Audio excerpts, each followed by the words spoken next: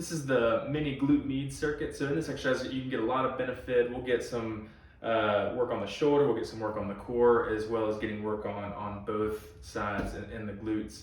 So you're gonna be in a plank position. There's two ways to do it. There's one in a modified plank where we can be on our knees, so you'll need to bend that bottom knee and then be in a plank like that. That's the easier version. And the harder version, if we had both feet out straight and doing the plank, that's gonna be the harder version of this exercise.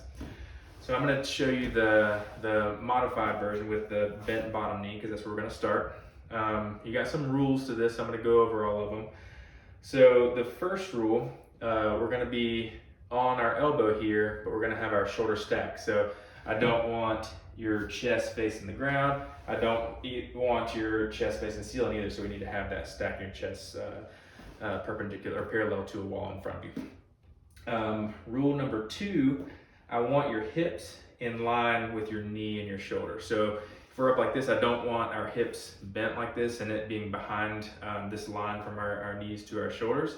I'm gonna need those hips to be up this way. And another rule, I don't want those hips going back and forth. They need to be stacked as well, just like the shoulders. So keeping everything in line.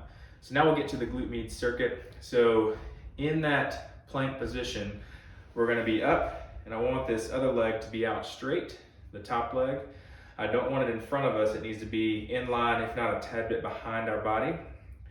So you're gonna hold this position for 20 to 30 seconds, depending on prescription for you. And then at the end of that, so say I'm doing 20 seconds, I get to the end of that 20 seconds, I'm gonna do 10 leg raises. And remember, don't let that leg cheat forward or start to turn in or out.